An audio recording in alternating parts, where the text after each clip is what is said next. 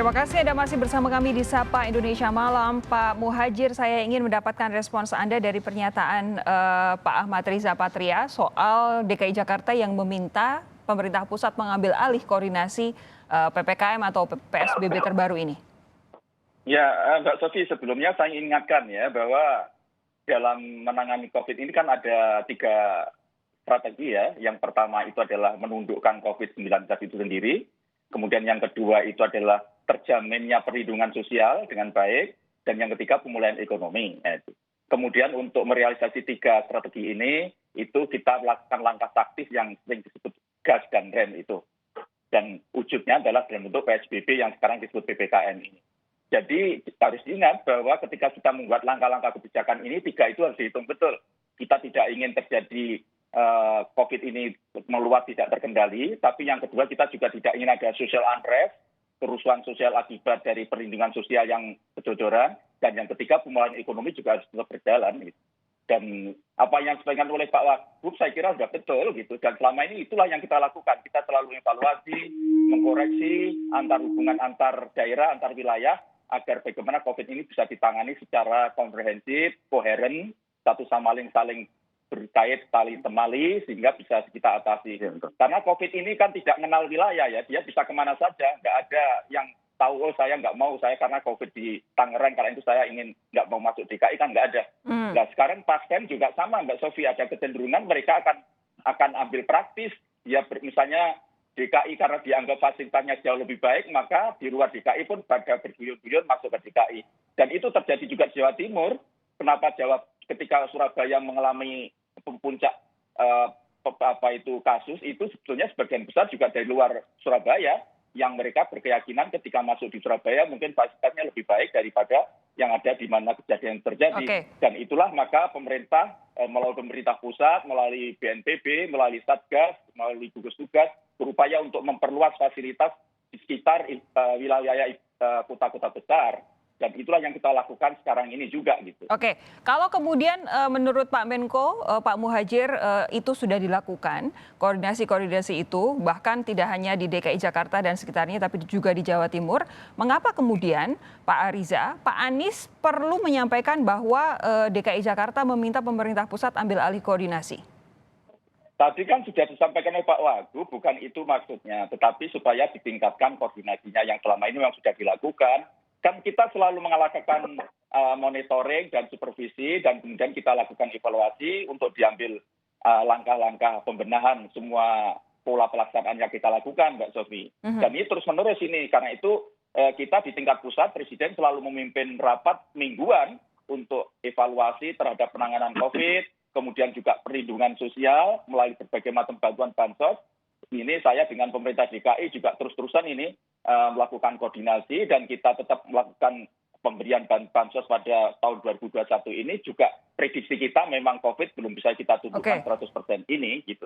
Jadi sebetulnya apa yang disampaikan oleh Pak Wagub itu sama dengan apa yang menjadi suasana batin pikiran dari gugus tugas atau komite penanganan COVID dan pemulihan ekonomi di tingkat pusat ini, Mbak Sofi. Saya ingin mencoba memberi pertanyaan yang sama kepada Pak Ariza. Pak Ariza, kalau sudah dijabarkan oleh Pak Menko sedemikian rupa bahwa sudah dilakukan, kenapa kira-kira Pak Anies masih perlu menyampaikan bahwa Pak Anies ingin koordinasi itu dilakukan oleh pemerintah pusat? Ya selama ini juga dalam koordinasi pemerintah pusat, Mbak Sofi, yang sampaikan Pak Muhadjir, Pak Menko, ya kan? Rapat-rapat kami ada jenjang, kami sendiri di Pemprov ada rapat di internal, rapat dan evaluasi monitoring sampai tingkat Forkopimda, kemudian dengan para pakar, para ahli, dan dengan Satgas Pusat, BNPB, dan pemerintah pusat. Kami sendiri hampir hari-hari berteleponan, WA, dengan Pak Menko, mulai dengan Pak Muhadjir, Pak Luhut, Pak Erlangga, semuanya dengan bahkan dengan Pak Mahfud aja kita juga termasuk sering rapat sesuai dengan bidang masing-masing. Belum dengan menteri-menteri terkait dengan BUMN dan semua. Jadi rapat koordinasi itu kami lakukan sudah menjadi harian kami, tugas harian kami, belum yang telepon WA.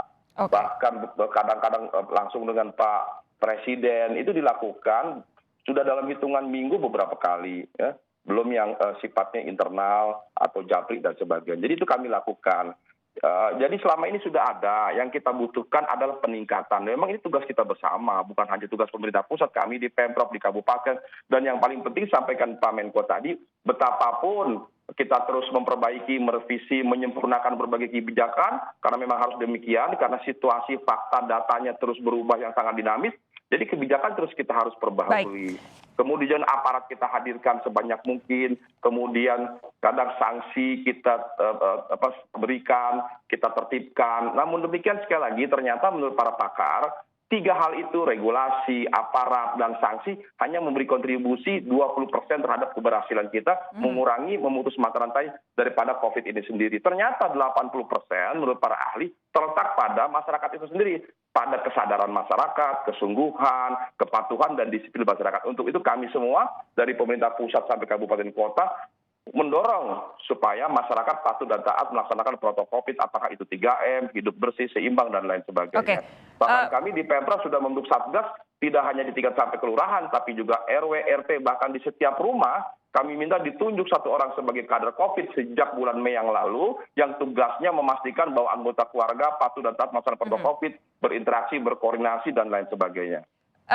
Waktu kita tinggal sedikit, Pak Muhadjir, boleh dibagi kepada kami strateginya pada saat ini untuk menambah kapasitas rumah sakit atau fasilitas kesehatan, karena salah satu yang kemudian jadi aspek dalam perpanjangan PPKM ini adalah soal BOR kan, bed occupancy rate kan.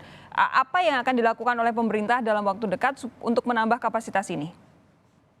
Sekali lagi Mbak Sofi, strategi kita adalah menundukkan COVID-19, yang kedua itu perlindungan sosial harus terus berjalan dengan baik, terjamin.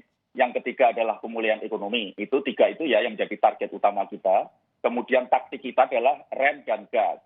Dan kemudian instrumennya adalah PSBB atau PPKM sekarang ini. Soal penambahan bed, kemudian meningkatkan fasilitas kamar isolasi dan seterusnya itu pasti akan kita lakukan terus-menerus gitu. Terus akan kita percepat sehingga jangan sampai mengalami defisit yang terlalu besar. Tetapi sekali lagi yang disampaikan Pak Gubernur benar, akhirnya terpulang kepada kesadaran masyarakat.